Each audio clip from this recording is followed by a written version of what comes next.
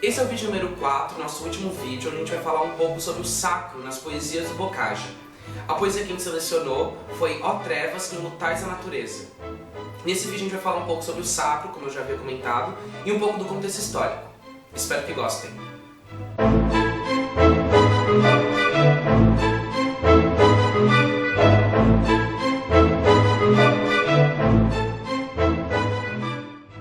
Ó trevas, que enlutais a natureza, longos ciprestes dessa selva nosa, mochos de voz sinistra e lamentosa, que dissolveis dos fados a incerteza.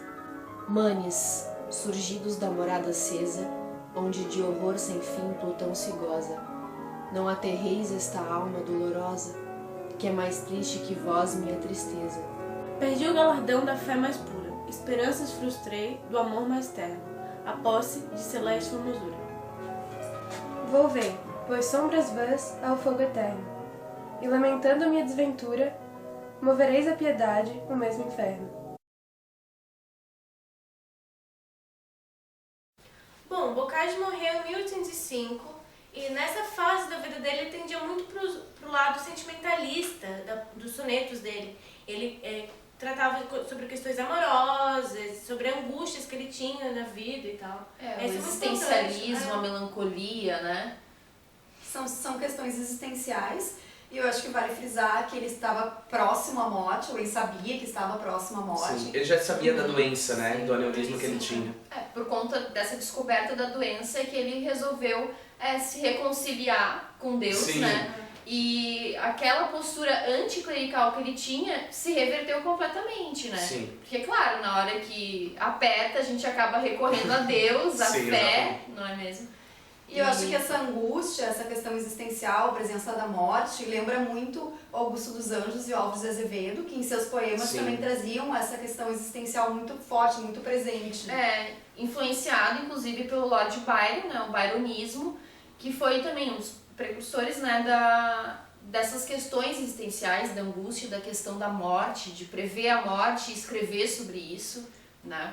O Kierkegaard também é um nome forte pra gente pensar nisso, que ele também é um desses percursores sobre o existencialismo, e ele traz justamente isso de conhecer o próprio eu e questionar e saber a presença do corpo, trazendo justamente essa questão de colocar o eu perto do religioso, perto do sacro, para assim conseguir chegar ao divino. Né? Não, e retomando essa ideia de pré-romantismo, ele também tem um poema que o nome do poema é Vendo-se acometido de grave enfermidade. Que eu vou dar. E aí você pode retomar ele, porque é bem importante, porque querendo ou não, o Bocage, na época que ele ficou recluso, ele teve contato com um frei brasileiro, que era botânico, né?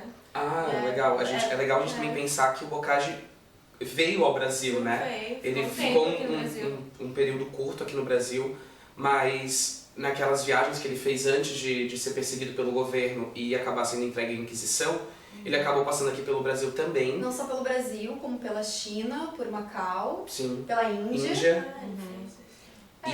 E nessa vinda ao Brasil, né, ele fez diversas traduções, e traduções inclusive de obras francesas, né? Que é justamente... Que foi, como ele tinha essa descendência francesa pela parte da mãe dele, foi um dos fatores que levou ele a ser perseguido. Afinal de contas, a França era inimiga de Portugal, e o fato dele traduzir esses textos franceses era uma afronta, né, ao governo português.